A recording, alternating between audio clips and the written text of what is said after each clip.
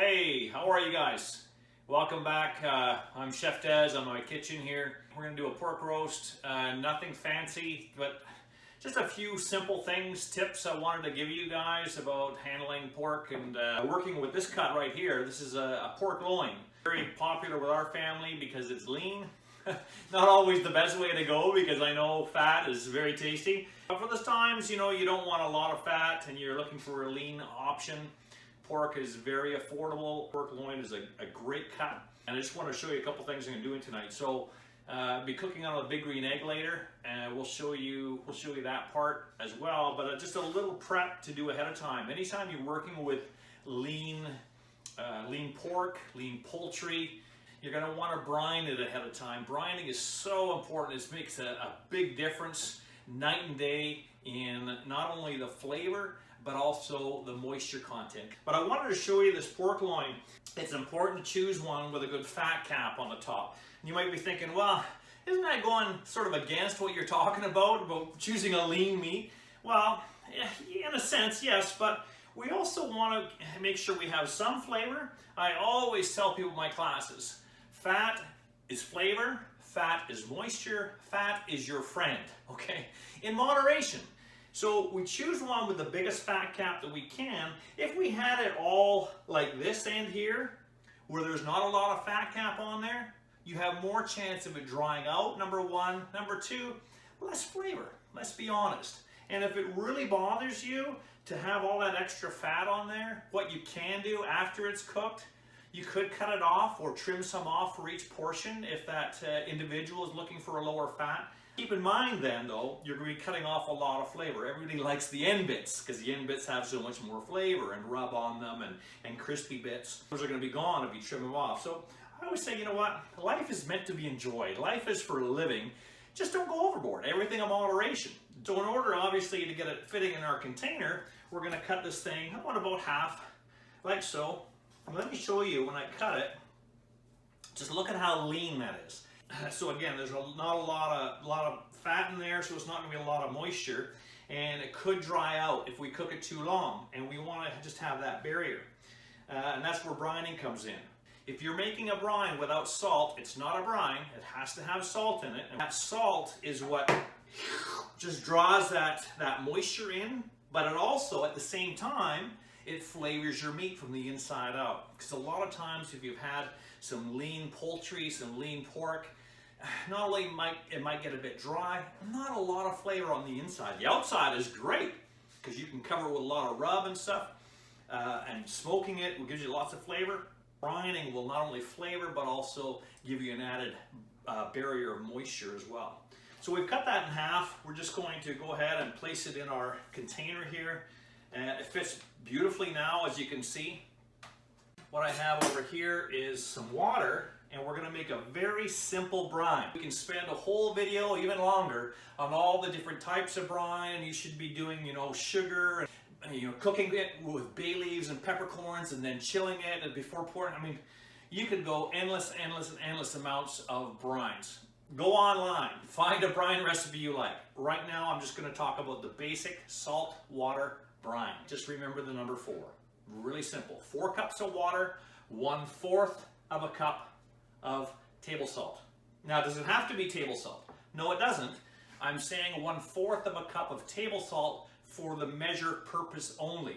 If it's a larger granule salt and it's a 1/4 cup measure, you're not actually getting the same amount of salt as in the granule size of table salt in a 1/4 cup measure. Because there's more air gaps in between the larger crystals, you're not getting the full sodium chloride that you need for that perfect ratio of a perfect brine. So that's why I say, remember the number 4, 4 cups of water, 1/4 of a cup of table salt, or salt that's in the same granule size as table salt, really small granule size. So that way you get a full 1/4 cup measure. You're going to take your salt, put it in your water. Now this is cold water. Remember, we want to practice food safety at all times.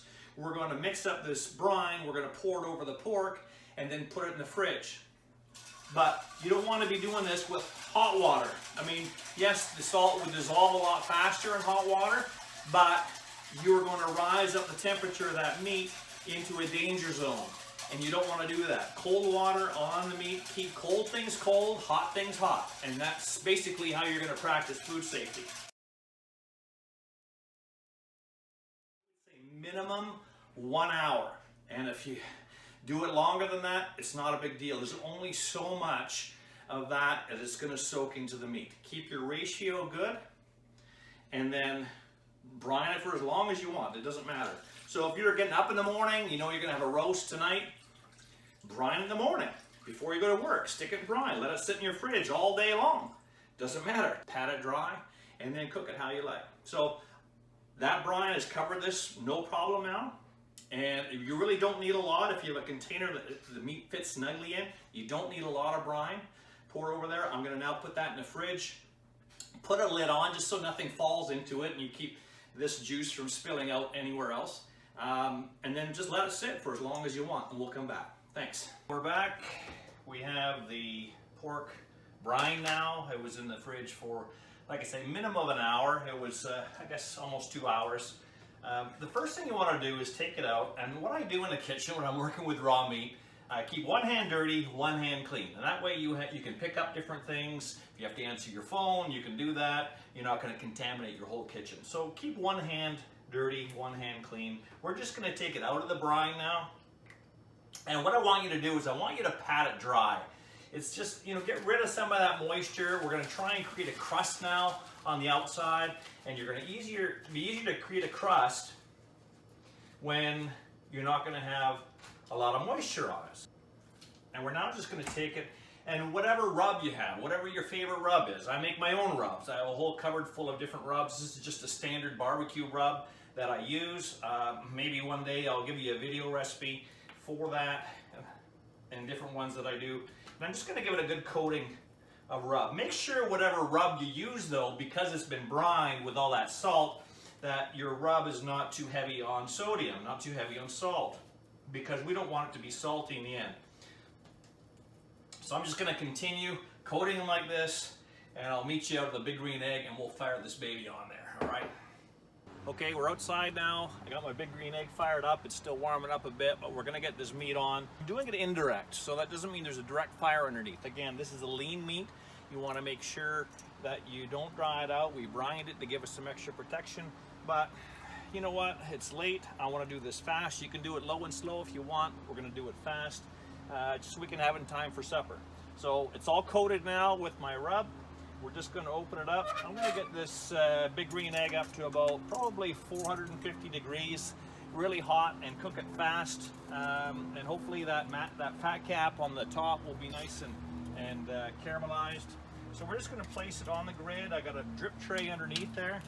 What I'm going to do is I'm going to stick my thermometer inside the fattest part of one of those two sections of pork loin that I've cut up.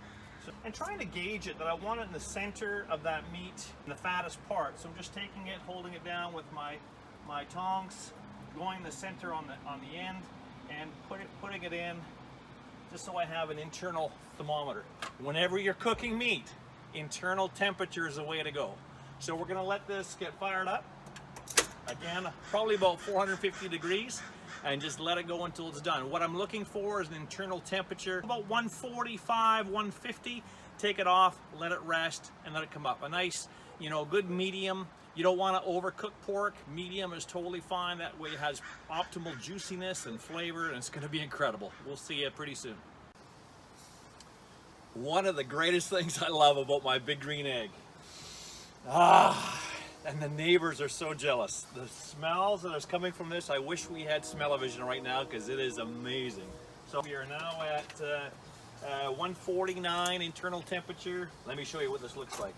Oh, it's incredible. Oh, I can hear it sizzling away. Look at those babies. So really simply, we're just going to take them off. Look at that.